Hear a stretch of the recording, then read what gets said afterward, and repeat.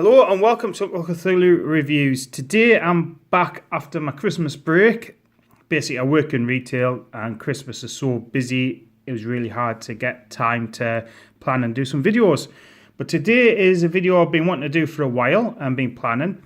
So it's talking about my latest bolt action force which I've finished making, but also talking about how you'd go about planning, preparing and creating a force for the tabletop. So the army I've got finished today is a British army, and I've got 3 books to help me today. Armies of Great Britain, which is your faction book. This gives away what force I'm doing. It's a chindit force. And finally, Empires in Flame, the sort of campaign book. So I'll quickly talk a bit about how these books are used, and then I'll talk about my force, what I've done to construct it, and show it off. So Armies of Great Britain, this has got your basic stats for your British forces. It's also got your points in it. So when you're constructing your force, and we open it up, there's an army list section.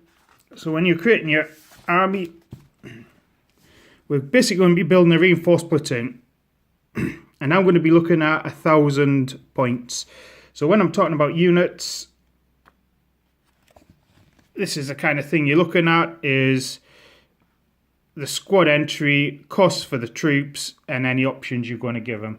So this book is pretty essential for building any British army. Now the next one is, I like to base my forces on as historically accurate as I can. Certainly I'm not a huge fan of min-maxing, so this book was invaluable to us for reading about and understanding the chindit force, so I could make some informed decisions about what to put in my army list. I also used it as a painting and equipment guide. And finally, the campaign books. This does have a section in about the Burma War. And it's got another unit entry which is kind of native irregulars for using in your forces in Burma. Now the other thing that really helped me understand what I was trying to do with bolt action was this book, which talks about infantry and squad tactics. Since bolt action is based around platoon engagements and squads, this helped me understand about different organisations, and certainly I've used this and the information in this for a lot of planning for my forces. So onto the army. Now bolt action forces have a HQ and basically two troop units as core. So if we look at my completed force here, we shall start off talking about it. So HQ, so I've used First Lieutenant, and he's a veteran. Basically, the whole chindit force is going to be veteran. Now, you can scrimp on points and turn him into a regular officer. But since all his troops are going to be veteran, I thought he would be a veteran as well. Now, I've only gone for one sort of bodyguard. He's a guy on the radio. And I figured it's a fighting force. We're not going to need much in the way of bodyguard. Now, British Army also gets a forward artillery observer for free. So that's this guy here, and the chindits were supported by air and a lot of air firepower, whereas British Army used a lot of artillery. So even though it's artillery, in my mind's eye, it's going to be air support coming in. Now 2 squads. Now I've gone for full 10-man squads of chindits here. There's 2 of them. Now squad tactics were based around the deployment of machine guns. So the British was the Bren, Americans was the Bar, the Germans was the Hitler's Buzzsaw. Since the jungle fighting in close quarters, I've given each squad a submachine gun as well.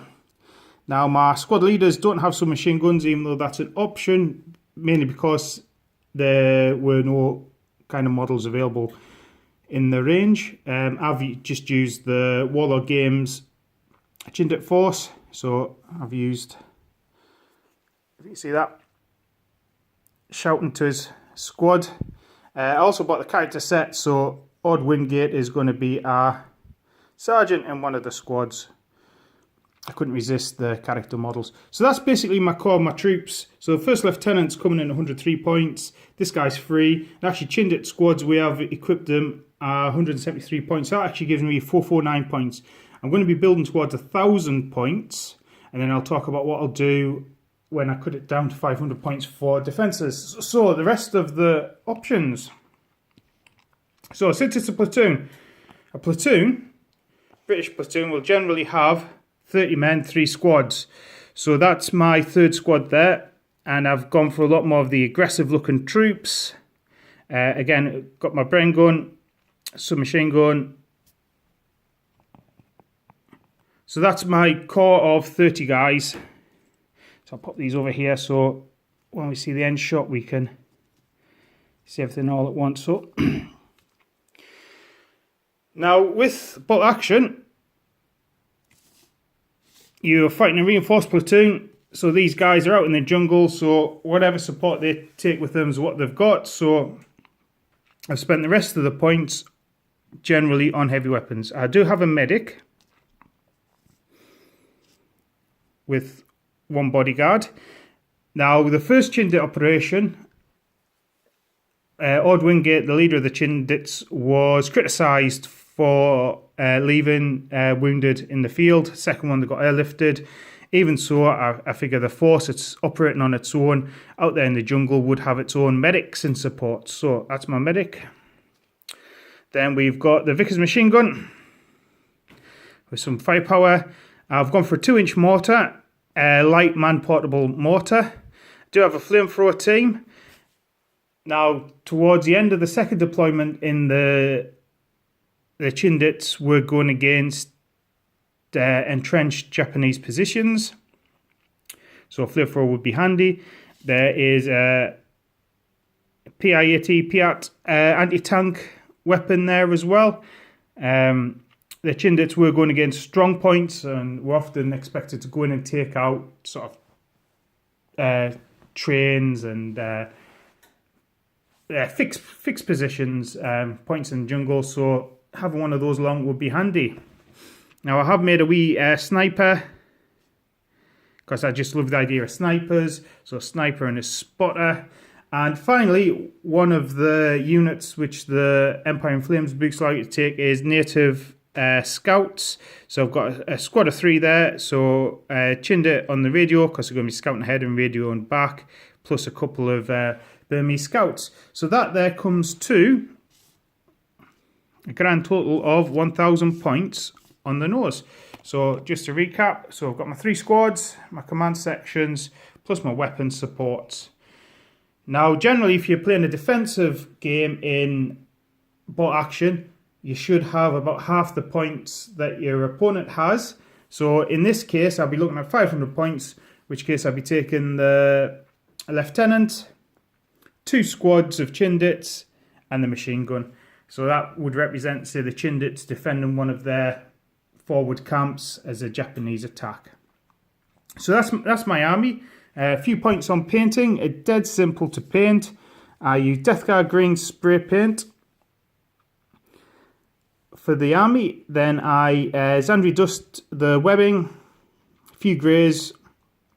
Then I use Steel Legion drab on the hats, Rakkar flesh on anything that was going to be white, say a bit of grey, XV88 on the guns, then top to toe with Reichland flesh shade, which is sort of a reddy brown, and then sort of rebuilt up the paint from there. So dry brush and Nurgling green over the green, bit of Zandri dust back on, skin tones. My skin tones were Buggerman's Glow, and then Buggerman's Glow with Cadian Flesh Tone and a touch of Cadian Flesh Tone. So the Chindit forces certainly were kind of a combination of Gurkhas. Obviously I've got no Gurkhas in this force, Indian Army units, and actually a lot of troops from the north of England. And the war had been going on for 4 years, so you were getting kind of troops who were accustomed to being out there. So I wanted a sort of a more ruddy skin tone to represent them being out in the sun. And I've got to highlight these fellas, but you can see I've used Agrex shade on the Burmese scouts, Bugman's Glow skin, be touched with Bugman's Glow to highlight the skin, bit of highlighting on the webbing and stuff and finish off the base. And For the basing, I'm going to put, it was just Dryer Bark, Dry Brush Steel Legion Drab, Dry Brush Screaming Skull. I'm going to put some patches of like foliage grass, clumps of grass on the bases. And I'm also in the process of making some jungle terrain and patches of jungle, and I've got some the Warlord Games sort of Far Eastern village set. So that's the force, that's 1,000 points. That's the methodology that's gone into it. Let me know your feedback. Oh yes, the other thing the British Army gets is traits. So I'm either going to give these rapid fire or tough as old boots, which seem to fit the chindit methodology. Like I say, I haven't played any games with them yet, so once I play some games, I'll let you know how it goes. But thanks for watching, and I look forward to chatting to you about what's going on in your hobby. Catch you later. Bye.